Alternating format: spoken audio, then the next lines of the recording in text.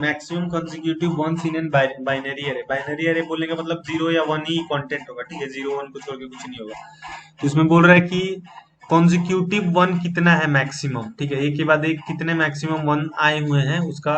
वो काउंटिंग बता दो आंसर में, ठीक है। तो इसमें कॉन्जिक्यूटिव वन कितने आए हुए हैं, एक लगातार दो आए हुए हैं तो दो आंसर हो गया,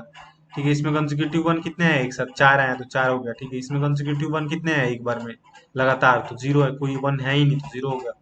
इस केस में कितना है, यहाँ पे देखो चार आया हुआ है तो चार हो गया, ठीक है। तो ये तुमको बताना है आंसर, ये तुमको आउटपुट करना है। ठीक है, सही है, सही है तुम लोग सोल्यूशन। तो इसका एक काम करते हैं, तुम खुद ही लिखने का ट्राई करना एक बार, ठीक है। वैसे नोट्स में डाला हुआ है, नाइव सोल्यूशन देख लेते हैं खाली, उसी वो वाला भी सही है, ठीक है। नाइव सोल्यूशन में बेसिकली हम क्या करेंगे, सबसे बेसिक सोल्यूशन जो देखेगा वो क्या करेगा, यहाँ पे आ जाएगा, यहाँ पे खड़े हो जाएगा, ठीक है। ये जीरो है तो भाई इसको तो काउंट नहीं करना है, तो जीरो वाले को इग्नोर कर देगा, ठीक है। तो नाइव सोल्यूशन में सबसे पहले हम क्या करेंगे, एक लूप चलाएंगे जीरो से एन तक सारे एलिमेंट के लिए, ठीक है। फिर लूप के अंदर हम क्या करेंगे, करेंट एक जीरो बना लेंगे, ठीक है, ठीक है। यहाँ पे एक और इफ लग जाता है तो और इफिशिएंट थोड़ा हो जाता है ये। देखो नाइव सोल्यूशन में बस कुछ नहीं करेंगे, यहाँ पे क्या करेंगे कि सब आई के लिए एक एक चलाएंगे, ठीक है। और हर एक आई के लिए हम चेक करेंगे कि उसके आगे कितना कंसेक्यूटिव जीरो है, ठीक है, उसके आगे कितना कंसेक्यूटिव वन है, ठीक है। अगर मान लो आई जो है वो जीरो आ गया तो उसको इग्नोर कर देंगे, उस केस को इग्नोर कर देंगे, ठीक है। फिर अगले आई के लिए आए, उस केस में सपोज कर लो कि आई वन है, ठीक है, आई वन है, उस केस में आई वन है, तो उसके आगे हम फिर उसके आगे एक और लूप चला के अंदर वाले लूप सब चेक करेंगे कि उसके आगे कितना कंसेक्यूटिव वन आ रहा है, ठीक है। तो उसको जोड़ते चलेंगे, जोड़ते जोड़ते जोड़ते चलेंगे, और फिर फाइनली उसको एक मैक्सिमम रिजल्ट से अपने अपडेट कर लेंगे, ठीक है। तो हर एक आई के लिए बेसिकली हर एक आई जो वन है उसके लिए हम उसके आगे एक और नया लूप चला के देख रहे हैं कि उसके आगे कितना कंसेक्यूटिव वन है, और फिर उसको रिजल्ट मैक्सिमम रिजल्ट से अपडेट कर लेंगे, ठीक है। तो ये तुम्हारा नाइव सोल्यूशन हो गया। इसका मैक्सिमम टाइम कॉम्प्लेक्सिटी कितना हो सकता है, ओ इन स्क्वायर हो सकता है, कि मान लो कि सभी वन हो गया, ठीक है। तो सबके लिए तुमको चलाना पड़ेगा, है ना। देखो यहाँ पे क्या कर रहे हैं, आई इक्वल टू जीरो से एन तक चलाएं, फिर करंट को जीरो किए, फिर उसके अंदर हम आई इक्वल टू जे को आई से ही स्टार्ट कर रहे हैं, ठीक है। अंदर वाला लूप जे को आई से स्टार्ट कर रहे हैं, एन तक पूरा एंड तक चला रहे हैं, और बस चेक कर रहे हैं कि जब तक आई जो if A double R G जब तक वन है, करंट को तुम बढ़ाते चलो, ठीक है, करंट को बढ़ाते चलो बढ़ाते चलो बढ़ाते चलो। जैसे ही जीरो मिल गया ब्रेक कर लो, ठीक है, और फिर रिजल्ट को अपडेट कर लो, ठीक है। करंट और रिजल्ट में जो बड़ा है उसको रिजल्ट में डाल लो। तो ऐसा करके मान लो कि इस वाले के लिए चलाएं, अगर हाँ इस वाले के लिए चलाएं, वो भी किया हुआ है वैसे, एक ड्राई रन किया हुआ है, ठीक है। इस वाले के लिए चलाते हैं अगर, तो सबसे पहले जीरो के लिए जाएगा, अंदर घुसेगा कोड, तो करंट जीरो है उस केस में, और यहाँ पे अंदर वाला लूप तो चलेगा, जे इक्वल टू जीरो से स्टार्ट होगा एन तक, और अंदर में क्या होगा, पहला इफ में जाएगा तो ये डबल आर ऑफ जे, ये पहला इक्वल इक्वल वन चेक कर रहा है, तो ये पहला पहला आई इक्वल टू जीरो के लिए जैसे ही जाएगा आई इक्वल टू जीरो, फिर उसके बाद जे इक्वल टू जीरो के लिए जाएगा, तो पहला वाला इफ ही नहीं चलेगा, एल्स में ब्रेक कर जाएगा, है ना, एल्स में ब्रेक कर जाएगा, तो एल्स में ब्रेक किया और फिर रिजल्ट को भी जीरो कर दिया, तो इस पॉइंट पे रिजल्ट भी जीरो है और करंट भी जीरो है, ठीक है ना। फिर आई इक्वल टू वन के लिए आएगा, तो आई इक्वल टू वन के लिए आएगा, आई इक्वल टू वन के लिए आएगा, फिर जे इक्वल टू वन होगा, वहीं से अगला अंदर वाला लूप भी आई इक्वल टू जे,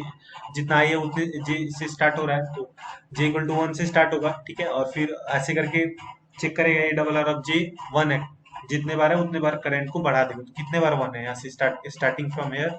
कितना वन है, तो वन एक दो तीन है ना, तीन है, तीन बार, तो प्लस प्लस प्लस प्लस होते चलते करंट तीन बार करंट का वैल्यू थ्री हो जाएगा, ठीक है। फिर उसके नीचे आएगा तो रिजल्ट को फिर अपडेट कर दिए, रिजल्ट और करंट जो जो भी बड़ा था, तो रिजल्ट तो इनिशियली जीरो आ रहा था, तो अब रिजल्ट तीन हो गया, ठीक है। फिर उसके बाद फिर से आई इक्वल टू टू के लिए आया, तो टू के लिए भी फिर टू से स्टार्टिंग फ्रॉम टू कितना वन है, आगे आगे उसके, तो एक और दो वन है, ठीक है। तो करंट का वैल्यू टू हुआ, रिजल्ट अपडेट नहीं होगी क्योंकि रिजल्ट थ्री है। फिर उसके बाद आई इक्वल टू थ्री पे आएगा, आई इक्वल टू थ्री के लिए भी फिर वही चेक करेगा, आई इक्वल टू थ्री तो वन हो गया, I equal to three one है, तो एक बार करंट तो बढ़ गया, फिर उसके आगे जैसे ही गया जे का वैल्यू एक और आगे बढ़ा तो जीरो मिल गया इसको, तो उस समय ब्रेक कर जाएगा और फिर रिजल्ट को अपडेट करने की कोशिश करेगा। तो इस केस में भी करंट वन है और रिजल्ट तो तुम्हारा वन ही, करंट तो वन है और रिजल्ट तीन था तो तीन ही रह गया, ठीक है। फिर आई इक्वल टू फोर के लिए आएगा, तो फोर के लिए कुछ नहीं होगा क्योंकि उस फोर के लिए ये लूप चलेगा ही नहीं, फोर के लिए मतलब ये वाला ही पहले पहले वाले पहली बारी में ही ये एल्स में घुस जाएगा और ब्रेक कर जाएगा, ये लूप चलेगा ही नहीं, मतलब क्योंकि पहला एलिमेंट जो होगा ए डबल आर एफ जे वो खुद ही जीरो है, ठीक है, तो ये चलेगा नहीं, तो इसीलिए करंट जीरो ही रह गया और रिजल्ट तो अपडेट होगा नहीं इस केस में। आई इक्वल टू 5 के लिए जब चेक करेगा तो फिर करंट 2 हो जाएगा, ये 2 गिन लेगा, और फिर रिजल्ट आई इक्वल टू 6 के लिए 1 हो जाएगा, ठीक है। तो ये तो सिंपल सॉल्यूशन है, मतलब बस हम हर आई के लिए बस चेक कर ले रहे हैं कि जैसे प्रॉब्लम बोला नहीं कि मेरे को बोल बताना है कंसेक्यूटिव कितना 1 है, ठीक है, एक साथ कितना 1 है, तो जैसे ही मेरे को 1 मिल रहा है तो हम उसके आगे कंसेक्यूटिव 1 गिनते चले जा रहे हैं कि कितना 1 है भाई, यहाँ से स्टार्टिंग फ्रॉम हेयर कितना 1 कंसेक्यूटिव है, ठीक है, उसको हम रख ले रहे हैं रिजल्ट में। फिर अगर अब ये वाला वर्स्ट केस इसका कब होगा, जब सारे 1 हो जाएंगे, ठीक है, सारे 1 हो जाएंगे तो बेसिकली सारे 1 हो जाएंगे तो आई इक्वल टू 1 से स्टार्ट करोगे तो पूरा लूप चलाओगे, अंदर वाला लूप सब एलिमेंट के लिए चलेगा। फिर यहाँ पे जब बाहर वाला लूप इस पे आएगा, फिर अंदर वाला लूप ये सारे एलिमेंट के लिए चलेगा, फिर बाहर वाला लूप यहाँ आएगा तो ये सारे एलिमेंट के लिए बाहर अंदर वाला लूप चलेगा। तो वर्स्ट केस तब होगा जब सारे वंस हो जाएंगे और उसका टाइम कॉम्प्लेक्सिटी कितना हो जाएगा, एन स्क्वायर हो जाएगा। तो इसका बेसिकली टाइम कॉम्प्लेक्सिटी देखे तो कितना होगा, बिग ऑफ एन स्क्वायर हो जाएगा, है ना।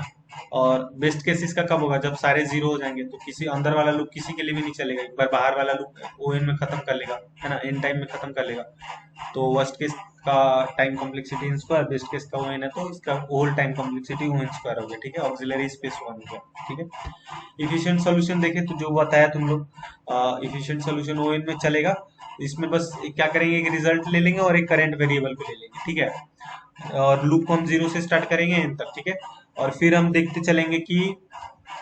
1 कहाँ मिल रहा है मेरे को, ठीक है, 1 कहाँ मिल रहा है। जैसे अगर मेरे को 0 मिला तो हम करंट को रीसेट कर देंगे 0 पे, ठीक है, करंट को रीसेट कर देंगे, और जैसे ही 1 मिला तो हम करंट को बढ़ाते चलेंगे, जब तक 1 मिलेगा करंट को बढ़ाते चलेंगे, और उसी टाइम पे हम साइमल्टेनियसली रिजल्ट को अपडेट भी करते चलेंगे, ठीक है, करंट को बढ़ाते चलेंगे और रिजल्ट को अपडेट भी करते चलेंगे, ठीक है। तो फिर उसके बाद रिजल्ट को बढ़ाते चलेंगे, करंट को अपडेट करते चलेंगे, और जैसे ही मेरे को 0 मिला तो हम बेसिकली करंट को 0 कर लेंगे, ठीक है। तो ये ज्यादा नहीं सब जाते हैं, ये तुम लोग खुद ट्राई करना है इसको इम्प्लीमेंट करने का खुद से, ठीक है, इसका टाइम कॉम्प्लेक्सिटी वो एन हो जाएगा, ठीक है।